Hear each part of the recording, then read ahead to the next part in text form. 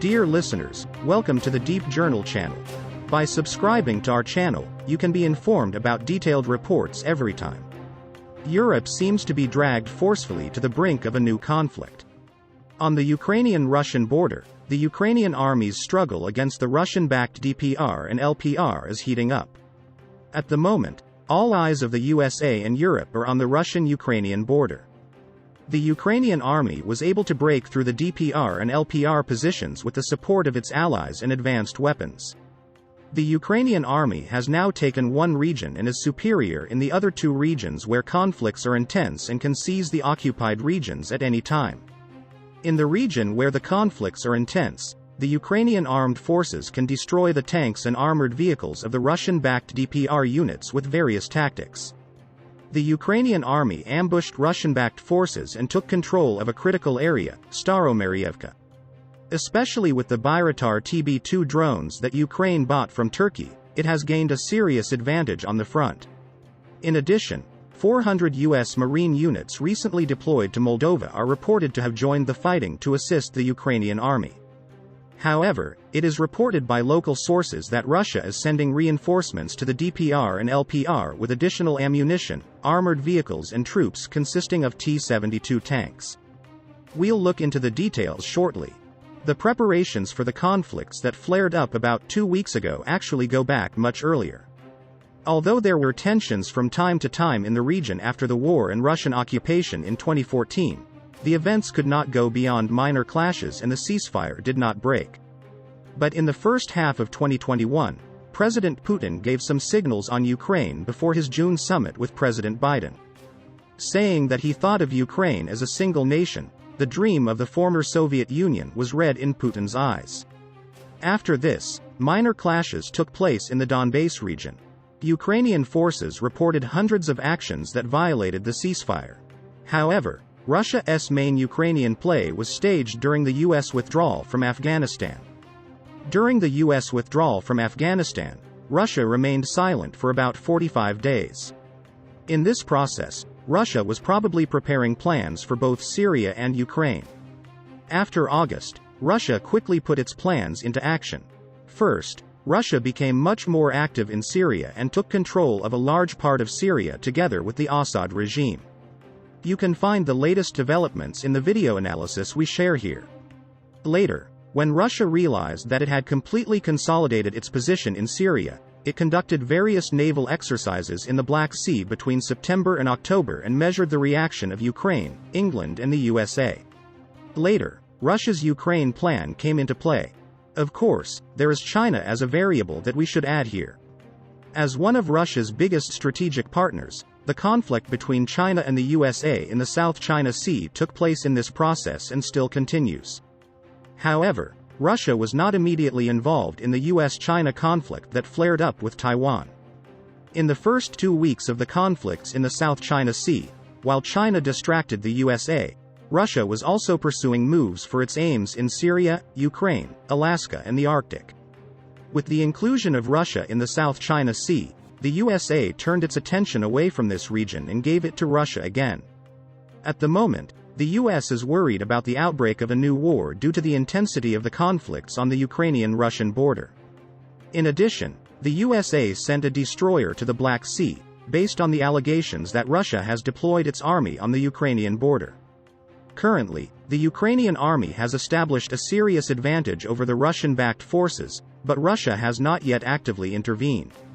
Former Ukrainian Foreign Minister Pavlo Klimkin says the threat of a massive Russian invasion is unrealistic, while Ukraine should be prepared for a possible escalation and Vladimir Putin's moves to raise the stakes in his geopolitical game.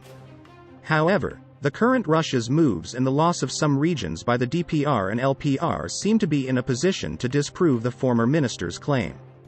Let's take a look at the Ukrainian army's advance against the Russian-backed DPR and LPR forces, with the participation of Bayraktar TB2 drones and U.S. Marine forces.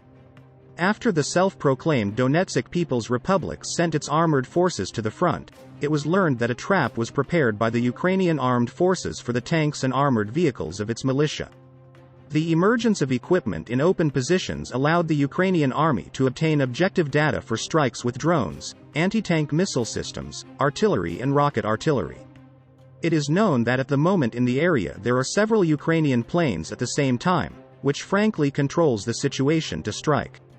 Such actions on behalf of the armed forces of Ukraine can really destroy the entire defense of the Russian-backed DPR, which makes it possible to make a breakthrough on the territory of the self-proclaimed republic. It is reported that during the daily attack, the forces of the Ukrainian armed forces lost at least one soldier, and according to the Ukrainian side, the casualties among the DPR militia reached at least 12 people. At the same time, part of the militia was captured by the Ukrainian army. The first noteworthy element is that the Ukrainian armed forces actively use Bayraktar TB2 unmanned aerial vehicles, and secondly, they not only monitor the situation, but also attack the positions of the DPR forces. Russian-backed DPR forces are urgently deployed to the front under numerous attacks by the Ukrainian armed forces. After the forces of the Armed Forces of Ukraine launched an unexpected large-scale attack on the DPR, attacking and destroying the observation posts, firing points and positions of the militia artillery, the command of the armed forces of the Donetsk People's Republic urgently began to transfer tanks and armored equipment to the front. The armored vehicles of the DPR suffered heavy blows of the Ukrainian forces. But Donetsk does not comment on the data on possible losses. One of the residents of the Telmanovo settlement in the DPR said that at least 6 T-72 tanks were transferred. It is reported that the tanks belong to the DPR, and the heavily armored vehicles are sent to the front, where, as expected, large-scale battles will take place in the coming hours. It is known that at the moment the sky over the DPR is patrolled by drones, which arrange strikes against the positions of the DPR militia to destroy the defensive positions and send tanks and motorized rifle units of the armed forces of Ukraine to attack the territory controlled by the self-proclaimed republic. In addition, the transfer of tanks, armored personnel carriers and infantry fighting vehicles in other front sectors was recorded. The armed forces of Ukraine began to advance deep into the territory of the DPR. The day before, after the Ukrainian army carried out at least 110 attacks on the territory of the Lugansk and Donetsk People's Republics, the Ukrainian army is intensively advancing deep into the territory of the self-proclaimed Donetsk People's Republic. Currently, the Ukrainian forces managed to seize the Staromaryevka settlement, and the armed forces of Ukraine are trying to advance further.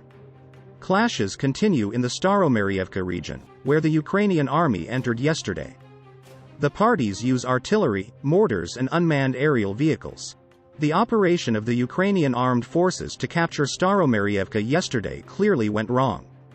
The Ukrainian 93rd Mechanized Brigade soldiers who entered the village came under intense fire from the DPR People's Militia and suffered losses. The Press Center for Operation Joint Forces, JF, reported dead and wounded, but these figures were probably underestimated. Artillery duels began.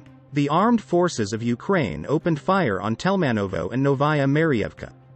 The artillery of the DPR struck the positions and close rear areas of the Ukrainian army.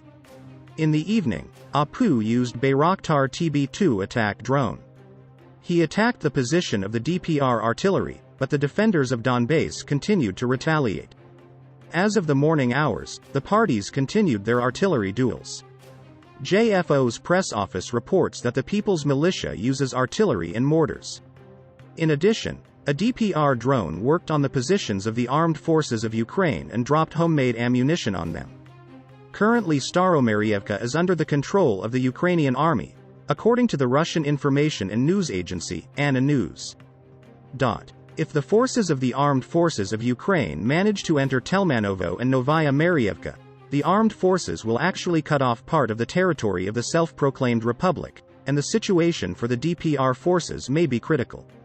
The Ukrainian army has the opportunity not only to restore control over an important area, but also to launch the siege of Donetsk from 3 directions at once. Despite the lack of official comments, there are indications that the DPR militia has suffered quite serious losses and may leave their posts in the coming hours, but sources in the self-proclaimed republic deny this information, claiming the opposite. Ex-Foreign Minister Pavlo Klimkin believes there is no immediate threat of a massive Russian invasion, while Ukraine needs to brace for a possible escalation and Vladimir Putin's moves to raise stakes in his geopolitical game. The comment came as Klimkin was speaking at a panel show on ICTV Monday. "I definitely want to trust our intelligence, honestly, but the Washington Post is a sophisticated newspaper. It has sources in the Biden administration. If they print something, they never make it up, and we understand that perfectly well. Yes, we're aware that there are no big movements there today, near the border of Ukraine, which will lead to a massive invasion tomorrow or the day after tomorrow," Klimkin said. The former top diplomat believes even the Kremlin realizes that a blitzkrieg against Ukraine is impossible, as neither the international nor domestic audiences will buy it.